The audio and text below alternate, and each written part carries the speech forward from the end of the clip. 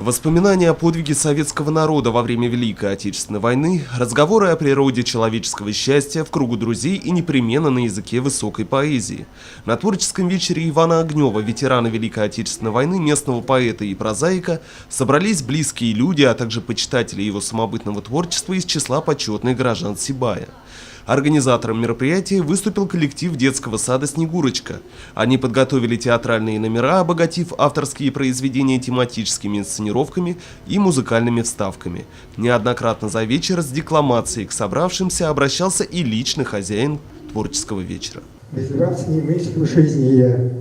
Поклон тебе, моя Россия, поклон тебе, мой край родной. Я вас люблю со всей силой, и мне не нужен край другой. Люблю вас преданно и нежно, как любит мать своих детей, как сын лесов ваших волшебных, привольных девственных степей. Родился я в лесу дремучем, в разгар крещенских холодов, и был крещен в мороз трескучий, в воде растопленных снегов. Ивану Григорьевичу, представителю военного поколения, выпала непростая судьба. Родился и рос в хуторе Огнево-Зелаирского района, уже в 7 лет начал работать погонщиком, выполнял все деревенские работы наравне со взрослыми. Окончив 7 классов, продолжать учебу не смог. Нужно было помогать семье.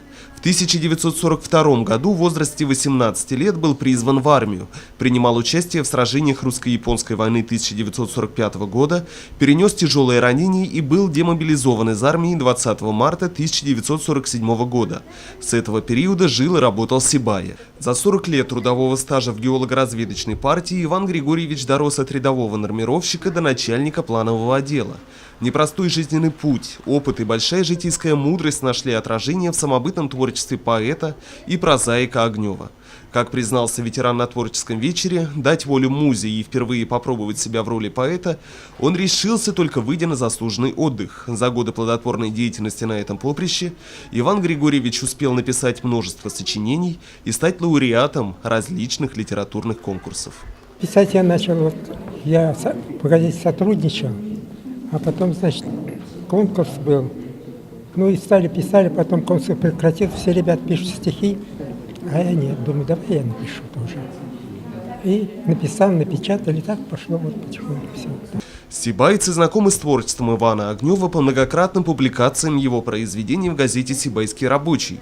Он является автором сборников стихов «Под сводом небесным», «Дети в огне Великой Отечественной войны», а также других собраний сочинений различных литературных жанров.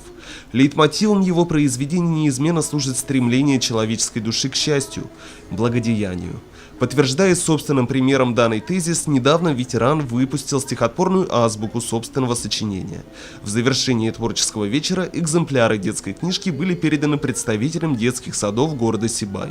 Я думаю, каждый гражданин города Сибая, каждый горожанин города Сибая знаком с творчеством Ивана Григорьевича, прежде всего, со страниц газеты «Сибайский рабочий». И также мы, коллектив детского сада, конечно, мы знакомы с творчеством, но нас особенно сейчас порадовало то, что вышла азбука Ивана Григорьевича Огнева для детей старшего дошкольного возраста. Читая эту книгу, каждый ребенок детского сада может научиться читать. Ринат Музафаров, Радмир Исенгулов, Любовь Карпова, телекомпания СТВ.